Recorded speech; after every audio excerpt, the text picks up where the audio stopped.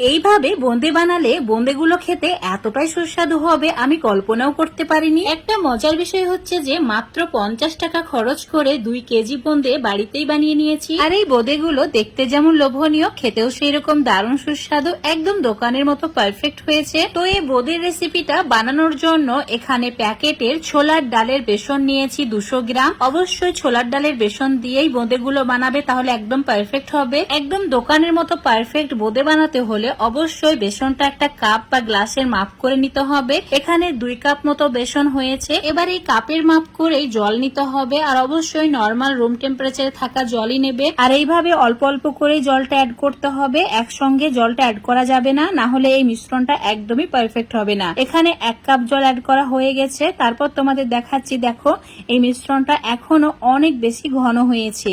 তো আরো 4 চামচ মতো জল এখানে অ্যাড করে দিয়েছি। তো জলের পরিমাণটা তোমাদের বুঝে নিতে হবে কতটুকু লাগবে। তো ঠিক এইরকম একটা মিশ্রণ রেডি করে নিতে হবে। দেখো একদম ফোটা ফোটা করে পড়ছে, ঠিক এইরকম মিশ্রণ রেডি করতে হবে। এবার বোঁদেগুলো একদম দোকানের মতো পারফেক্ট বানাতে হলে এই মিশ্রণের মধ্যে অ্যাড করে দিতে হবে 3 চামচ উষ্ণ গরম তেল। আর অবশ্যই এখানে সাদা তেলটা ইউজ করবে, এখানে কিন্তু সর্ষের তেল ব্যবহার করা যাবে না। এইভাবে 2 মিনিট ভালো করে ফেটিয়ে নিতে হবে। ফেটানো হয়ে গেলে অল্প 1 চিমটি মতো বেকিং সোডা বা খাবার সোডা অ্যাড করে দিতে হবে। তারপর আবারও 2 মিনিট ভালো করে ফেটিয়ে নিতে হবে। তো ফেটানো হয়ে গেলে এই মিশ্রণ থেকে 3 হাতা মতো মিশ্রণ আমি একটা বাটিতে আলাদা করে নিচ্ছি। তো তোমরা যদি ফুড কালার মেশাতে না চাও তাহলে আলাদা করার কোনো প্রয়োজন নেই। এখানে রেড ফুড কালার দিয়ে দিচ্ছি 3 থেকে 4 ফোঁটা মতো। তারপর ভালো করে মিশিয়ে নিচ্ছি। তোমরা তোমাদের পছন্দ মতো বিভিন্ন ধরনের ফুড কালারও অ্যাড করতে পারো। এখন এই বোঁদের মিশ্রণটাও রেডি হয়ে গেছে, তো সাইডে রেখে দিচ্ছি। এবার বোঁদেগুলো ভাজার জন্য চুলোর উপর কড়াইয়ে বেশ পরিমাণে তেল নিতে হবে। তেলটা একদম হাই হিটে ভালো করে গরম করে নিতে হবে। অল্প একটু মিশ্রণ দিয়ে চেক করে দেখে নিতে হবে তেল গরম হয়েছে কিনা। তো মিশ্রণটা তেলে দেওয়ার সঙ্গে সঙ্গে যদি উপরে ভেসে ওঠে তাহলে একদম পারফেক্ট ভাবে তেলটা কিন্তু গরম হয়ে গেছে। এবার একটা ঝান্না হাতাকে এভাবে উঁচু করে ধরে রাখতে হবে, আর মিশ্রণটা ঝান্না হাতার উপরে ঢালতে হবে। হাতাটা বেশি নাড়াচাড়া করা যাবে না।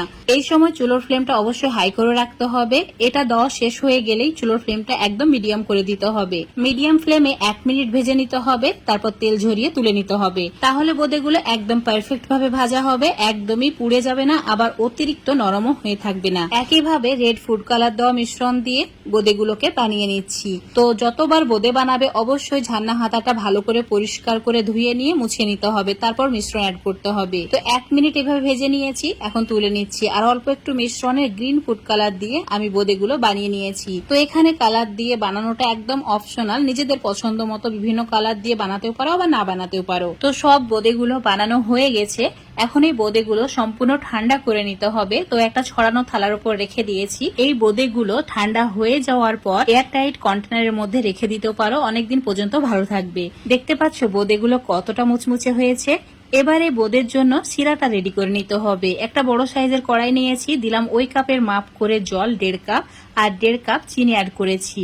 মানে এখানে 250 গ্রাম মতো চিনি হবে। 200 গ্রাম বেসনের জন্য 250 গ্রাম চিনি একদমই পারফেক্ট।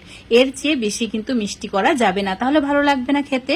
4টি এলাচকে ফাটিয়ে নিয়ে অ্যাড করেছি, অল্প একটু গোলাপ জল অ্যাড করে দিয়েছি।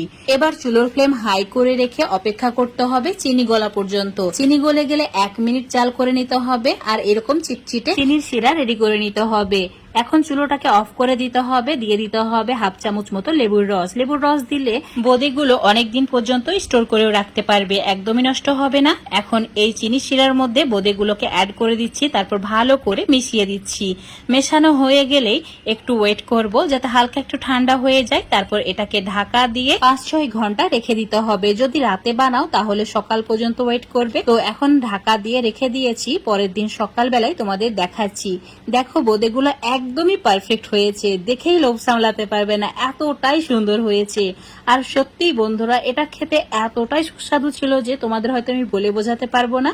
তো বন্ধুরা অবশ্যই আমার রেসিপি ফলো করে একবার হলেও বাড়িতে বানিয়ে খেয়ে দেখবে, তারপর কমেন্ট করে জানাবে। আশা করছি তোমাদের সত্যি খুবই ভালো লাগবে খেয়ে। আর ভালো লাগলে লাইক শেয়ার করে দেবে। দেখতে পাচ্ছ কতটা রসালো হয়েছে, মুখে দিলে মিলিয়ে যাবে সেই রকম দারুণ সুস্বাদু বোঁদের রেসিপি তোমাদের সঙ্গে শেয়ার করলাম। রেসিপিটা ফেসবুক পেজ থেকে দেখলে পেজটাকে ফলো করে নেবে, ইউটিউব থেকে দেখলে চ্যানেলটাকে সাবস্ক্রাইব করে রাখবে আরো এরকম রেসিপিগুলো পাওয়ার জন্য।